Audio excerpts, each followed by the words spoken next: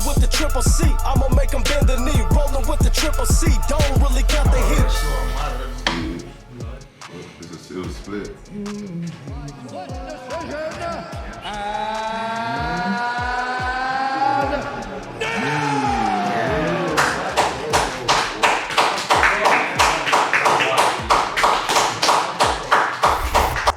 So Dricus Du Plessis just became the middleweight champion of the world. Guys, if you go back and you're watching a lot of people think that Sean Strickland won. I mean, guys, I watched the fight without no bias, with just damage control and all of that, of diversity of punches. It was a clear win for Du Plessis. You know, I don't know if I tend to I don't know if these judges or anybody. I wonder if they don't count body kicks, leg kicks, control time, pushing the pace.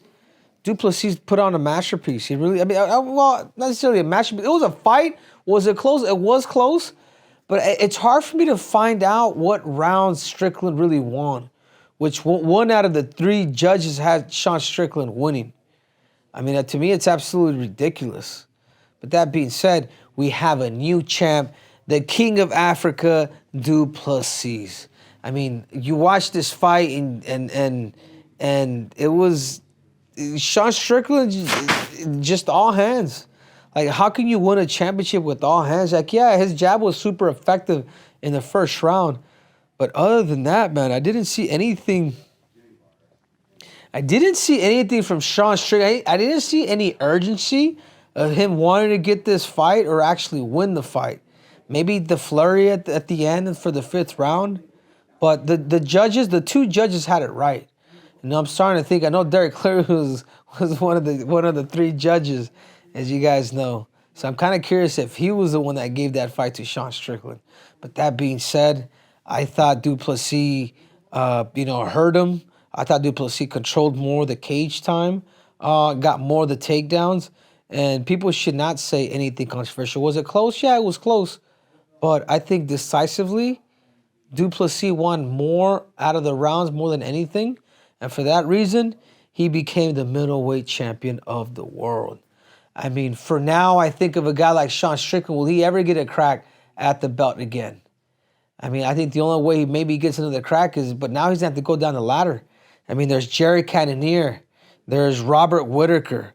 There's Marvin Vettori. There's all these guys that are in line wanting and waiting to get another crack at the new champ. I mean, how is it that UFC is going to end up pulling this? I mean, as we all saw it, is if you're able to push Sean Strickland back and you're able to make him fight, things do change, man. Like, he doesn't fight the same. You know, if you bully the bully at times, they get a little lost. And that's kind of what I felt a little bit. You know, Du Plessis, he's not the crispest fighter, but he just knows how to win. You know, like I said it before, like I'm not gonna bet against a guy like Du Plessis, especially when you beat a guy like Robert Whittaker. And the fact that he beat a guy like Robert Whittaker, and then now he beat the former champ and Sean Strickland. I mean, what's next for him? He said it. He said, "Champ, get your shit together. Israel Adesanya, you're pretty much next." I mean, Israel, this fight is good for you. This is a better fight for you than a fight like Sean Strickland, because Sean Strickland pretty much just walked him down. Sean Strickland just pretty much took away his leg kicks. But Dricus Du Plessis also walked down Sean Strickland. I mean, if there's an easier fight after what we saw, what happened with him and Sean Strickland, he may have a better chance. If I do believe that Israel Adesanya, if he gets those kicks going, whatnot, and starts breaking the foundation, he could become the middleweight champion of the world once again. But Dricus Du Plessis, he switches stance. He's a smart dude. He'll go right-handed, and every time he would go lefty, he'd chop that lead leg of Sean Strickland. And I tell you what, he wouldn't discriminate with Israel Adesanya too. But the takedowns, and that's one thing where Israel has had trouble in the past with bigger opponents. I can see Dricus Du Plessis, fighting and defending his bout against a guy like Israel Adesanya. So you know what that does, ladies and gentlemen? that exits, that's going to exit out a guy like Khamzat Chimaev. And they're right. Everybody at the middleweight division is 100% right about Khamzat Chimaev. He fought a welterweight. How does this guy who gets a win at the welterweight division gets the opportunity to fight for the belt? I mean, if Israel Adesanya does not get it, then I'm going to have to say Khamzat is next.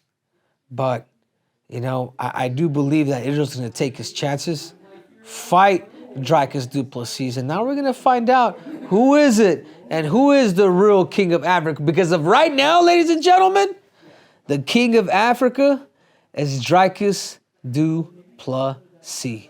What you got for me, Joe? Do you think that Izzy should come back and maybe this could save 300? Not save, but it could headline 300 instead of Wei Lee and Song? Is that who the main event is right now? Is it Wei Lee? Really? I think that's the...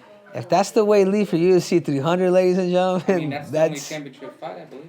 Yeah, if that's the main event, I doubt it. I think they're gonna probably try to lure Dricus Du Plessis. What's today? Is January 20th. So we got January, February, March, April. I mean, they're really gonna have to pay Dricus Du Plessis. That's about the only fight that's worth it. Or what they do is they bring Alex Pereira against, who knows, man? Maybe a Tom Aspinall for the interim heavyweight champion of the world. I mean, since a guy like Alex Pereira is talking about going up to heavyweight and maybe potentially winning, that's a big boy, man. But that's the only thing that I could be thinking right now, unless they get Conor McGregor and Michael Chandler to say, hey, you know what? We're not gonna do it in June. You know what we're gonna do? We're gonna do it in April. We're gonna do it for UFC 300. That's the best scenario for the UFC.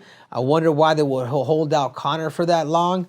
But as of right now, the beating and the fact that he's been on this, you know, this fight. Because remember, I'm meant to say this with Dricus Du Plessis. The dude decided to forego the fight with Israel in Sydney because there wasn't enough time. I mean, you talk about him being smart. And I said this before. I'm like, yeah, the dude's gonna be guaranteed a title shot, but I love the fact that this is like, hey man, I don't have enough time to fight for the title.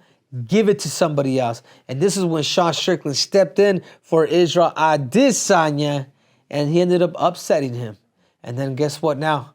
Du Plessis' cards, the way he played his cards, were 100% right. Because of his patience and because he waited, he was able to beat a guy like Sean Strickland. And for me, he beat him decisively. I really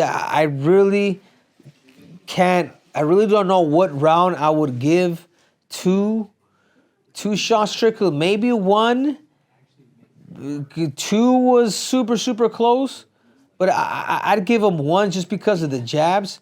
But remember, too, even in round 1, he got taken down. In round 2, he got taken down. Guys, you guys cannot just count blows. If you can put somebody on their back like that, these are worth some points. Maybe you don't get that crazy damage like everybody wants you to. But as a competitor, when you put a guy in a position that he's uncomfortable and he has to get up, then that is a different game. But that being said, guys, we have a new king at the middleweight division, and his name is Dricus Du Plessis. And right now, guys, I mean, there's some fun matchups for him. There's that fight with him and Israel Adesanya. There's a fight with him and Khamzat Chimaev. I mean, there's a fight with, you know, him and potentially, you know, the winner of Robert Whittaker and Paulo Borrachinha. I mean, everything is possible. But when the weight class is moving the way that it's moving now, especially when you had a reigning champ for a long time like Israel Adesanya, but it's moving, now you want to know who is this going to be continuing to hold that crown at the middleweight division. But as of now, guys, stop hating. Stop saying that Sean Strickland won.